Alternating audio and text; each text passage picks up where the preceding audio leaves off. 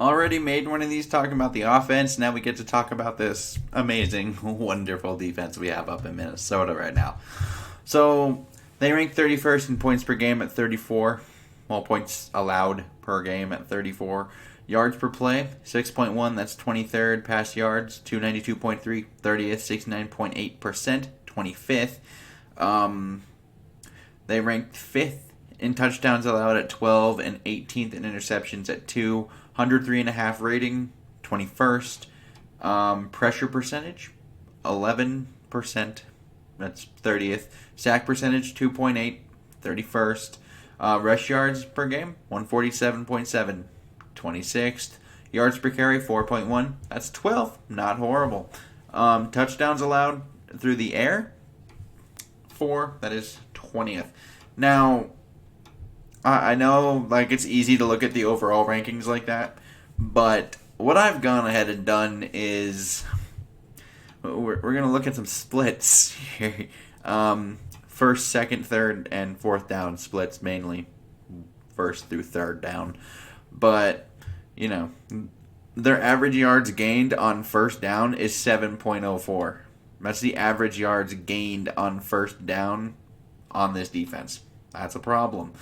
Now, on second down, 6.97 yards per gain is there with, the average yards to go is only 6.99. So on third down, it's actually kind of difficult at times. Although we don't always get to third down because that's really not it's really not hard to convert for the first down when your second down is that short. And on third down, the average yards to go is actually 7.38, which is lower than the second down at 6.99, and the average yards gained is 5.33. So now the real problem is they've only had 35 plays on third down. They've had 77 on second down and 101 on first. They have had 4 fourth down plays where they've given up 3 of 4. So that's not ideal. But I think the first, second, and third down probably more alarming than the fourth down because the average yards to go on the fourth down is just one flat. They're allowing 1.33 yards on it per. So it's like, yeesh. Now, just to get more specific, on first down, rushing, it's 58 attempts, 277 yards. That's 4.8 yards an attempt, 2 touchdowns, and 8 first downs. Second, 38 attempts for 149 and 3.9 yards, 1 touchdown, 18 first downs. Third down, 8 for 11 yards, 1.4 yards per carry, 1 score, and 3 first downs. While, on fourth down, it's 3 attempts, 6 yards, 2 yards an attempt. They haven't scored, but 3 first downs, so they've converted every time. And passing, on first down, 78% for 385 yards. That's 9.4 yards an attempt. And they have 1 touchdown, 1 interception, and have allowed a quarterback rating of 103.8. They have sacked the quarterback once on first down and allowed 14 first downs on first down. Now on second down, 71.1%, 335 yards, 8.8, 4 touchdowns to 1 interception, a rating of 122.1, 1 sack, and 17 first downs. And on third down, 57.7% for 179, 6.9 yards per attempt. No score, no interception, a rating of 70.8, and again, 1 sack and 9 first downs. Now there was 1 incomplete pass on a fourth down. So the big problem here, I think, is second down, to be honest. That's the biggest problem.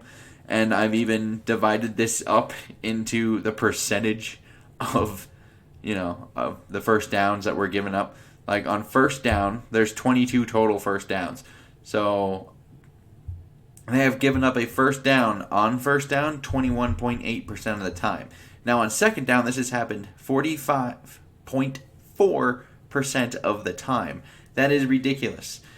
Oh, excuse me.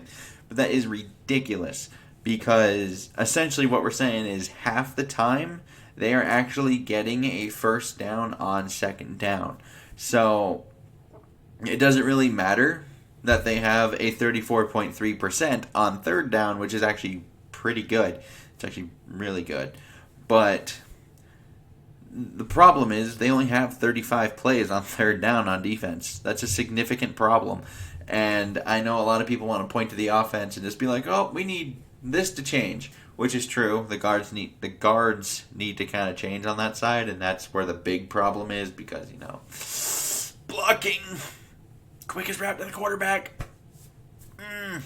But on defense, that kind of is forcing the offense to play a certain way. They can't get off the field, which is all this shows.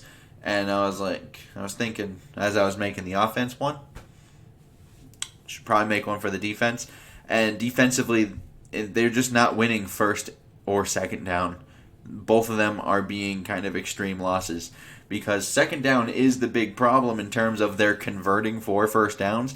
But first down is the reason why they're able to do that, because they're giving up 7 yards on first down on average.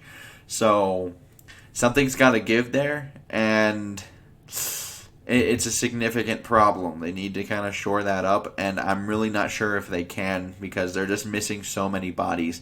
And like I've said before, they're not just missing starting players, they're missing players who have either made Pro Bowls or kind of on a Pro Bowl level. You're missing big ticket money guys who they expected to be there.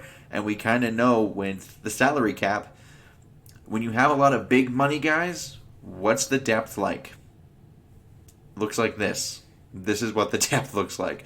And that's a problem. It's a problem. Because if you don't get those guys back, you're essentially kind of screwed in the long run of this, on defense anyway. Because we know Barr's not coming back. Hunter, who knows when or if that's coming back, which would be super helpful. We know Pierce is not coming back for the year. We knew the corners would be, young and learning. So it kind of sucks to have basically only Kendricks and Yannick Ngakoue, who's only played in 3 games for the Vikings in his whole career. So your best 2 players in the front 7 is good job. You have Kendricks. He's really good. Now, the other guy's a new guy and learning still. So where does that leave you? Well, with a lack of pass rush, and you really can't stop the run.